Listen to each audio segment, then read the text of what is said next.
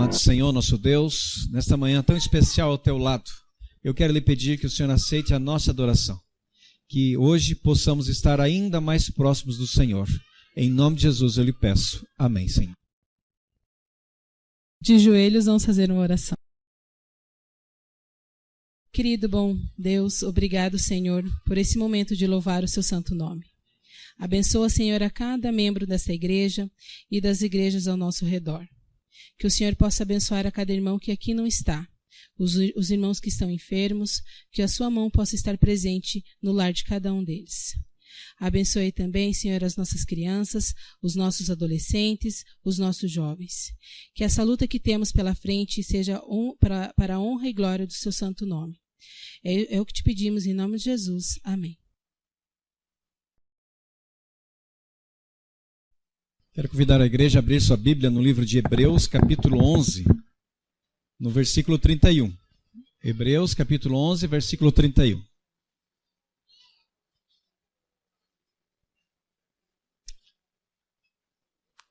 Hebreus,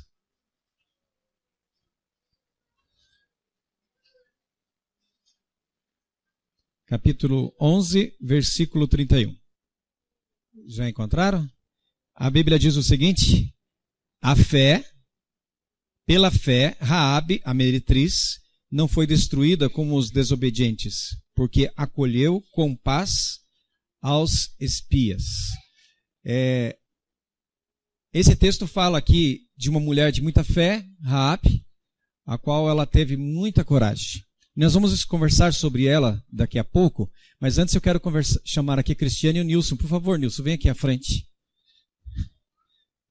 E a Cristiane também, por favor.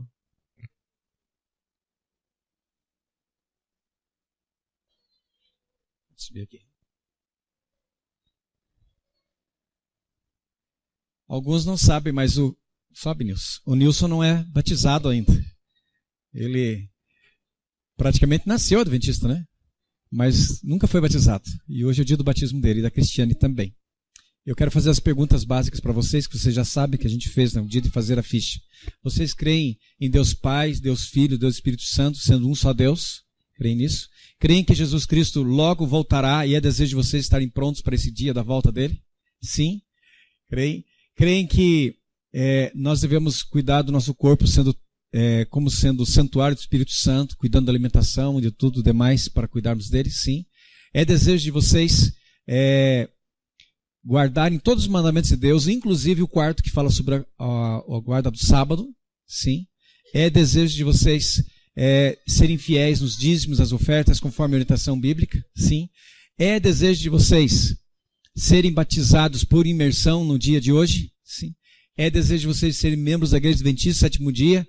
No caso, esta aqui do Sítio Cercado? Sim. Está aí, a igreja pôde assistir. Você, assentados mesmos, vamos orar aqui com eles. Nosso amado Senhor, nosso Deus, aqui está a Cristiane, aqui está o Nilson, que tomaram a decisão de seguir o Senhor por todos os dias de sua vida. Quero lhe pedir que o Senhor os abençoe na decisão, nesse voto que estão fazendo hoje, para que eles possam ser fiéis todos os dias. Em nome de Jesus eu lhe peço. Amém, Senhor.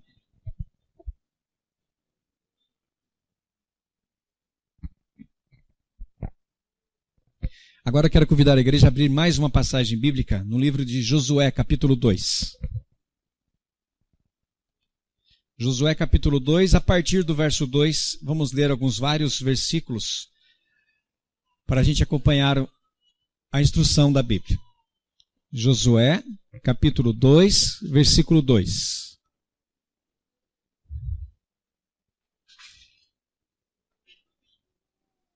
Josué 2, verso 2. Já acharam? Acho que sim, né? Então vamos ler lá os diversos versículos a seguir ali. Então se deu notícia ao rei de Jericó, dizendo: eis que esta noite vieram aqui uns homens dos filhos de Israel para espiar a terra. Mandou, pois, o rei de Jericó dizer a Raabe: faze sair os homens que vieram a ti e entraram na tua casa, porque vieram espiar toda a terra. A mulher, porém, havia tornado escondido os dois homens, e disse: é verdade que os dois homens vieram a mim, porém eu não sabia de onde eram. Verso 5. Havendo-se de fechar a porta, sendo já escuro, eles saíram, não sei para onde foram. Ide após eles depressa, porque os alcançareis. Verso 6. Ela, porém, os fizera subir ao eirado e os esconderam entre as canas de linho que havia disposto na ordem do eirado. Verso 7. Foram-se aqueles homens após os espias pelo caminho que dá aos vales do Jordão. E, havendo saído os que iam após eles, fechou-se a porta. Verso 8. Antes que os espias se deitassem, foi ela ter com eles ao eirado. E lhes disse: bem sei que o Senhor vos deu esta terra, e que o pavor que infundis caiu sobre nós, e que todos os moradores da terra estão desmaiados. Verso 10. Porque temos ouvido que o Senhor secou as águas do Mar Vermelho diante de vós, e quando saístes do Egito, e também o que fizestes aos 2 reis dos amorreus, Seom e Og, que estavam além do Jordão, os quais destruístes. Ouvindo isto, desmaiou-nos o coração, e ninguém mais há ânimo algum, por causa da vossa presença, porque o Senhor vosso Deus é Deus que é em cima dos céus e embaixo da terra. Verso 12. Agora, pois, jurai-me, vos peço, pelo Senhor, que assim como usei de misericórdia para convosco, também dela usareis para com a casa de meu pai, e que me dareis um sinal certo. Verso 13. De que conservareis a vida a meu pai e a minha mãe, como também os meus irmãos e as minhas irmãs, com tudo o que tem, e que livrareis a nossa vida da morte. Então lhes disseram os homens: a nossa vida responderá pela vossa, senão denunciardes esta nossa missão. E será, pois, que dando-nos o Senhor esta terra, usaremos contigo de misericórdia e de fidelidade. Eu vou contar o finalzinho da história para vocês, tá? Ela sobreviveu. Ela, resumindo a história aqui para ficar melhor, os espias vieram ali para conhecer Jericó, e ao conhecer Jericó, eles entraram na casa dessa mulher, que lá no texto de Hebreus você já encontra que ela era uma meretriz. Entendo que ela foi uma meretriz, não que ela era naquele momento ali. Naquele momento ela estava trabalhando de outra forma, tanto que ela tinha ali o linho que ela estava separando. E esta mulher, ela pede a eles que seja usado de misericórdia, porque ela acreditava que eles venceriam Jericó. Quando você vai em alguns países, mundo afora, Europa é os lugares que mais gostam disto, você encontra muitos arcos de triunfos, muitas colunas, muitas estátuas, feitas por engenheiros, feitas a mando de reis, de imperadores, de autoridades, para lembrar dos grandes triunfos que aquele povo, que aquela região, que eles conseguiram fazer. Nós não temos como erguer estátuas, triunfos, para mostrarmos do que a fé pode fazer. Mas a gente consegue entender que a fé, ela tem alguns triunfos, sim. A fé, ela triunfou sobre a morte. Quando Enoque andou com Deus, e pela fé, Enoque não desceu à sepultura. Enoque está vivo até hoje, está morando com Deus no céu. A fé, ela triunfou sobre o amor natural. Quando Abraão ergueu o punhal para matar o seu próprio filho, mas Deus impediu naquele momento exato. Abraão teve fé. A fé também, ela usou de sedução para seduzir ali. Pela fé, ele venceu a sedução, melhor. Moisés, quando ele foi seduzido para se tornar um da família do faraó do Egito, ele falou: prefiro viver diferente. Eu quero viver nos ensinamentos de Deus. Nós sabemos então que a fé, ela abriu mares. A fé, ela derrubou muralhas. A fé, ela derrotou exércitos. A fé, pela história, ela tem sido uma coisa singular, uma coisa única. É estável e santificadora. É a fé.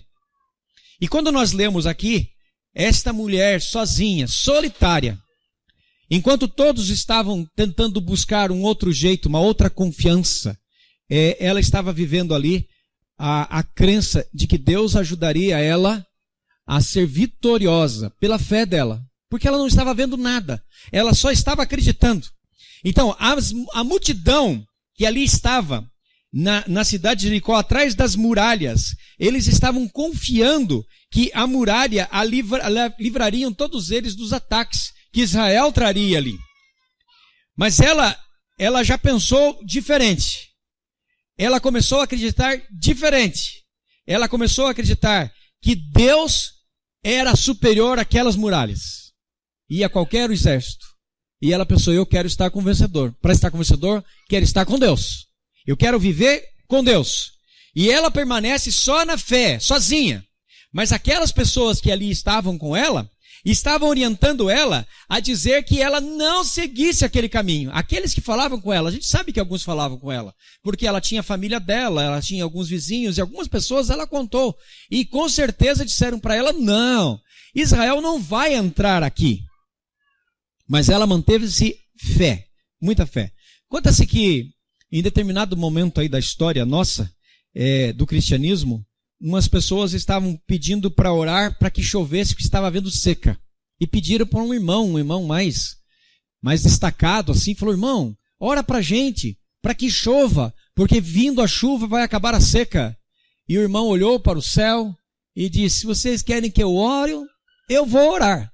Mas pelo que o vento está soprando, não vai chover não. Então, algumas pessoas, elas demonstram fé, elas dizem que têm fé, mas ela tem fé em algo que é provável que vai acontecer. Quando é improvável, ela acha que não há possibilidade, então eu não tenho fé que isso vai acontecer. Deus não vai agir porque não há possibilidade disto. E quando os incrédulos chegam para falar com Raabe, eles dizem assim, não é provável que eles ataquem Jericó e sejam vitoriosos. Primeiro, aqui aonde nós estamos, para eles passarem o Rio Jordão, não é raso. Eles não vão conseguir passar por aqui. Então eles vão ter que descer. E para descer, eles vão ter que enfrentar os cananitas. E os cananitas são muito poderosos e vão vencer eles. Eles não passam por eles. E se passarem por eles, eles vão enfrentar outros povos ainda. E se assim mesmo eles passarem, quando chegarem aqui, eles não conseguem passar as muralhas de Jericó. Então, portanto, Raabe, a tua crença, a tua ideia de que é possível eles passarem e estarem aqui, não é possível. Você está acreditando numa coisa que não vai acontecer. E ela então começa a dizer para eles, vocês é que estão enganados. Porque sei de que está acontecendo. E vai haver essa derrubada dessa muralha e eles serão vitoriosos. E enquanto eles estavam tentando dizer não para ela, ela estava pensando, este povo é louco. Porque não consegue entender na ação de Deus que estava agindo. E olha, vocês leram comigo na Bíblia? Eles já estavam sabendo das vitórias que eles tiveram no deserto. Eles já estavam sabendo do Mar Vermelho, já estavam sabendo da vitória no Egito, e assim mesmo eles estavam achando, não tem possibilidade. Bom, quando Israel vem para atacar, vocês conhecem bem a história, porque a história é até contada como história para crianças. Eles vêm com aqueles chifres com som de cornetas, e eles ficam dando volta em Jericó e só tocando corneta. E o povo diz para ela, Raabe, você achou que ia cair a muralha tocando corneta? Não vai funcionar assim, não. E ela diz, vocês deveriam mudar de ideia. Mas no segundo dia, ela viu o exército chegando e falou, agora eles atacam. Eles devem estar vindo com escadas. Até ela estava pensando por aí. Mas na verdade, o que eles fizeram? Cornetas. Por 7 dias, tocaram cornetas. Mas no 7º dia dessas voltas em Jericó, a muralha cai. E quando a muralha cai, a casa de Raabe, estava ela e a família dela, marcada como ela pediu que fosse marcada, ficou ali sem ser destruída, a família ficou salva, e o povo de Israel, quando atacou, usou de misericórdia com ela, assim como ela tinha usado de misericórdia para aqueles espias que lá estavam com ela. Mas ela, para ser fiel a Deus, e porque ela queria buscar a Deus, ela fez uma coisa muito diferente. Ela arriscou a vida dela. Ela não teve que apenas olhar para o lado e dizer, de hoje em diante eu quero fazer o que a Bíblia fala. Ela não, arriscou a vida dela. Porque o que ela estava fazendo, apesar de ela ter cometido ali um erro, um pecado, porque mentiu, mas apesar disso ainda a gente encontra ali uma pessoa de muita coragem, de muita fé. Porque enquanto os soldados de Jericó foram à casa dela, prontos para matar, quem sabe os espias, mas se não poderiam encontrar, matariam ela e a família, ela disse o seguinte, eu fico com Deus. Ela insistiu nisto. Portanto, a gente percebe que a verdadeira fé, ela é motivada por sacrifício e por risco. Quando uma pessoa diz que tem fé, mas em nenhum momento ela demonstra uma ação em relação à fé que ela tem, ela acaba nunca sabendo se isso é uma fé. Precisa tomar uma decisão. Precisa escolher alguma coisa ao lado de Deus. E se tiver que correr risco, correrá riscos. E quais são os nossos riscos hoje? Por sorte nossa, aqui onde moramos, não há necessidade de arriscarmos nossa vida. Mas você sabe que em alguns países do mundo, muitas pessoas estão escolhendo o cristianismo e estão arriscando sua vida. Muitos estão entrando para a igreja adventista e estão arriscando sua vida. Mas se você escolhe a Deus, você sabe que deverá ter sacrifícios. A fé autêntica, ela leva-nos aos sacrifícios por Cristo. O trabalho por Cristo leva à negação de nós mesmos. Nós negamos a si mesmos, a nós mesmos, para que nós possamos ser vitoriosos em Deus. E aquele que não busca a Deus plenamente acaba dizendo que tem fé, mas acaba não vivendo conforme Deus pede. Esta mulher disse, se eu preciso morrer por estes homens, que eram os espias, eu vou morrer. Mas eu quero ficar com Deus. Porque a melhor escolha que eu faço para a minha vida é ficar ao lado de Deus. Ela não tinha dúvida disso. A fé e sacrifício, elas são como irmãs gêmeas, iguaizinhas. Fé, sacrifícios. Elas nascem juntas, elas vivem juntas, e o alimento que nutre uma, nutre a outra. Se há fé e não há sacrifício, não há fé. E se há sacrifício, mas não tem fé, pouco importa esse sacrifício. Há uma união, uma pessoa diz, eu sei o que quero. Eu sei que escolha fiz. E dentro da escolha que fiz, eu quero estar com Deus. Essa é a escolha que ela estava fazendo. Ela falou, eu conheço os feitos de Deus. Eu sei o que Ele tem feito. Eu quero ficar com Ele. Muro de Jericó não me interessa. O povo, o poder de Jericó não me interessa. Quero ficar com Deus. Mas ela fez algo mais ainda. Ela descobriu da própria salvação para ela, mas ela disse, eu tenho mais ainda. Eu não quero ficar com a fé só para mim, a salvação só para mim. Ela divide essa salvação. E ela chama pai, mãe, irmãos, a família, todos que ela pôde, e ela anuncia a eles dizendo, Deus, o Deus de Israel virá com o povo e vai destruir Jericó, e quero vocês todos aqui dentro da minha casa, para que vocês possam ser salvos. Ela dividiu. Ela expandiu a fé dela. A fé falou. Não era uma fé muda. Era uma fé que dizia aos amigos, a todos que ela pôde, todos que ela conseguiu se aproximar. Ela disse, fica dentro da minha casa, porque aqui dentro há salvação. Nós não temos uma casa para ver. A casa que nós temos salvação é a casa de Deus aqui, simbolicamente, porque na nossa casa precisamos manter nossa fé também. Mas ela foi e chamou as pessoas e disse, fica aqui, para que você possa ter fé.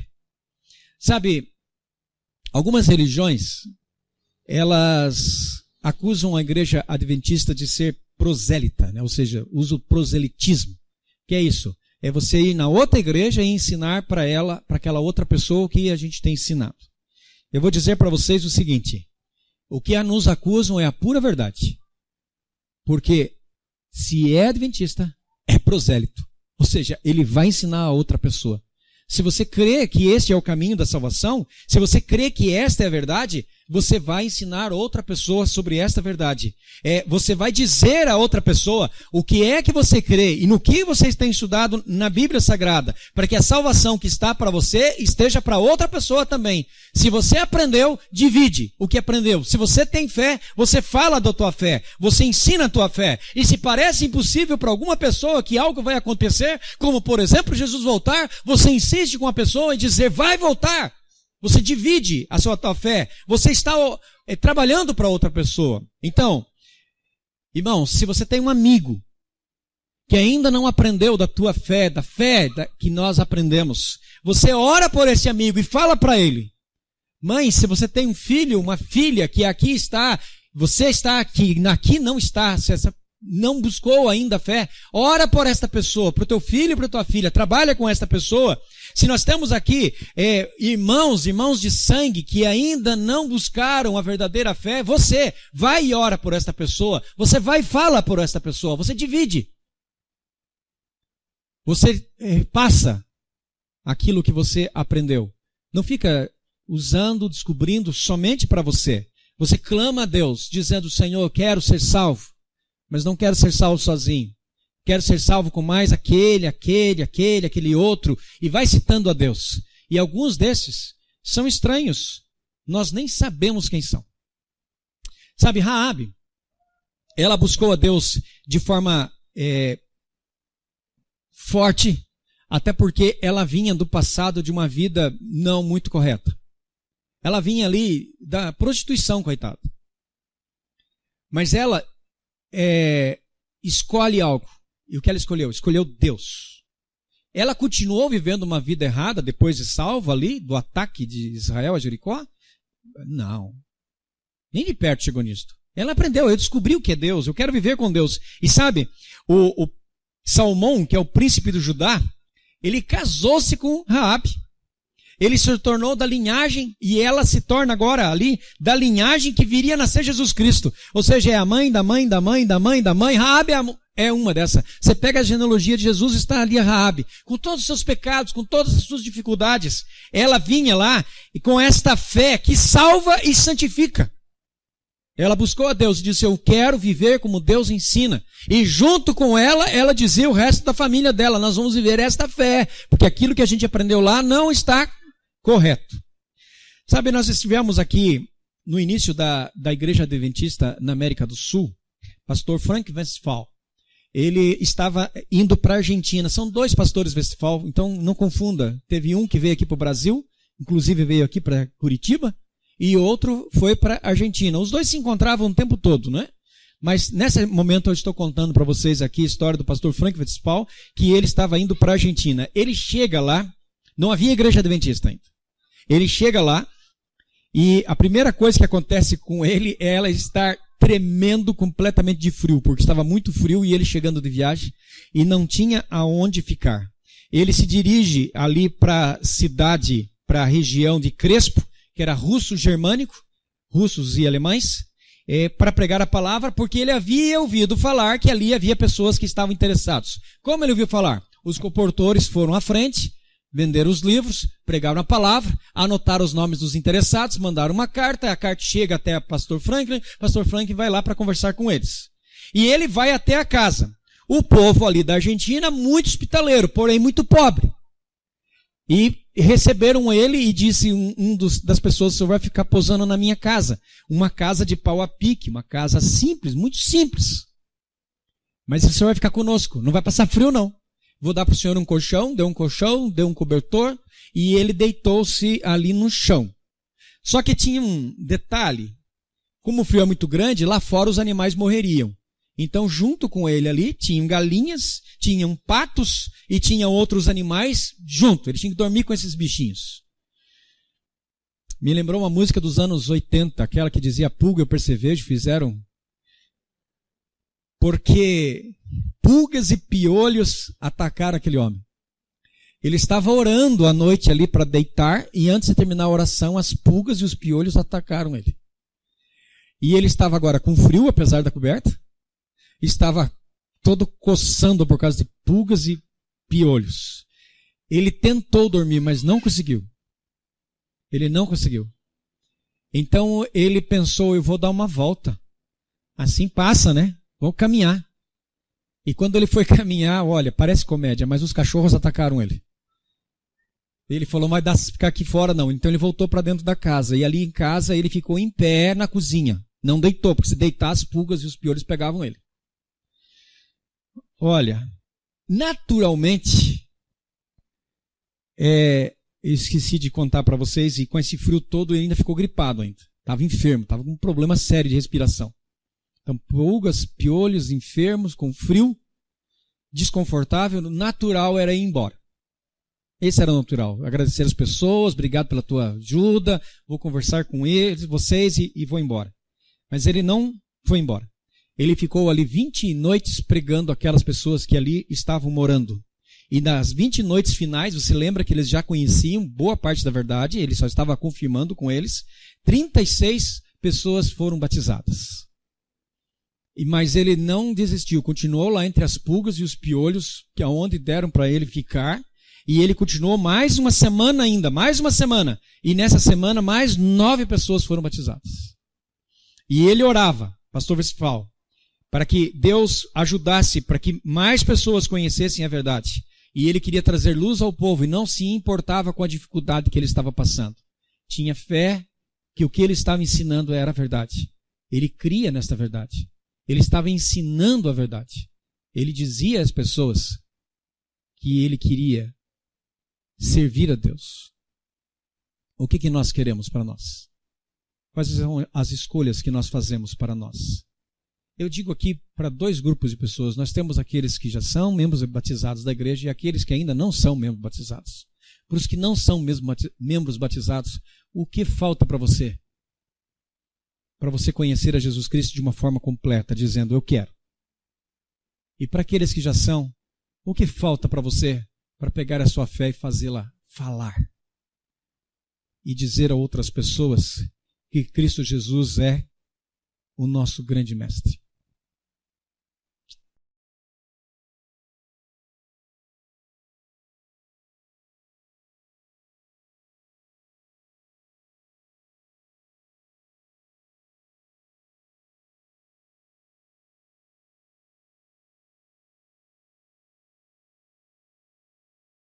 Nosso amado Senhor, nosso Deus, nós tivemos aqui uma manhã muito especial, uma manhã onde pudemos ter as mulheres da igreja liderando a programação, comemorando o Dia da Mulher.